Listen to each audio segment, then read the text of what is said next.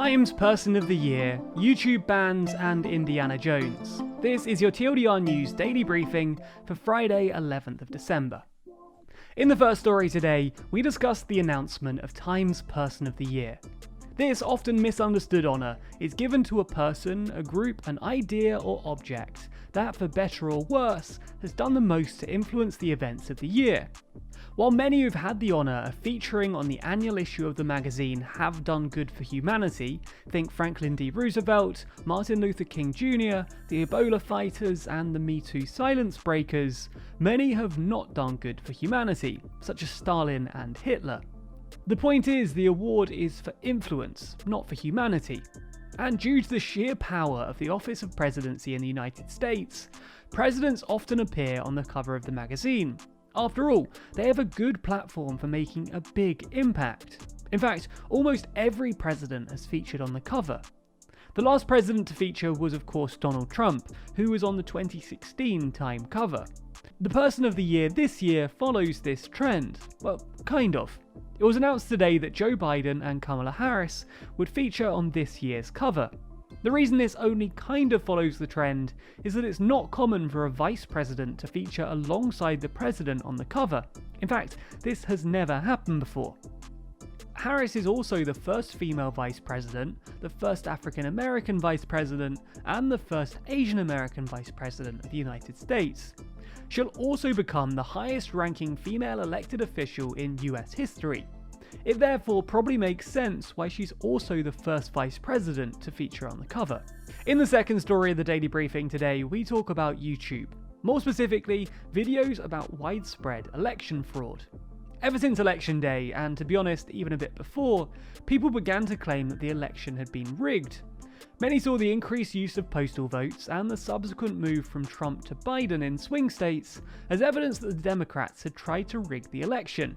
Now, we've debated this issue numerous times, but it appears that YouTube is now trying to crack down on such myths.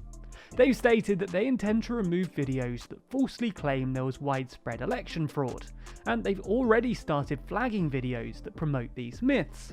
About the new ban, YouTube has stated that yesterday was the safe harbor deadline for the US presidential election, and enough states have certified their election results to determine a president-elect. It added that this is in line with historical approaches to the presidential elections. This means that by this time in the year, in all modern presidential elections, we'd already named the president-elect, usually based on projections by the media.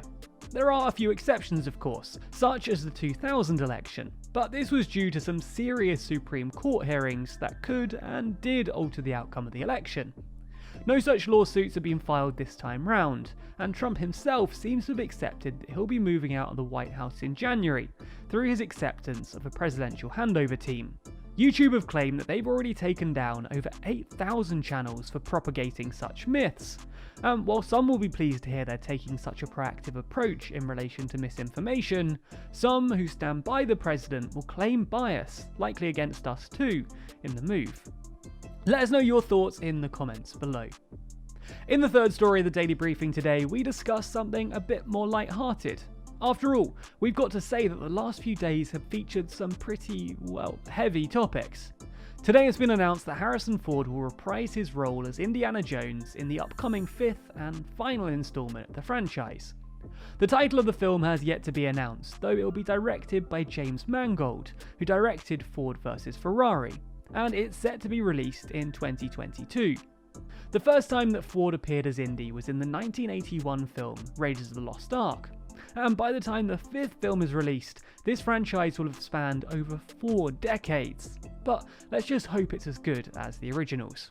Anyway, for those of you who think the news is too long, be sure to check out tomorrow's daily briefing. Read the newsletter by signing up at tldrnews.co.uk/daily.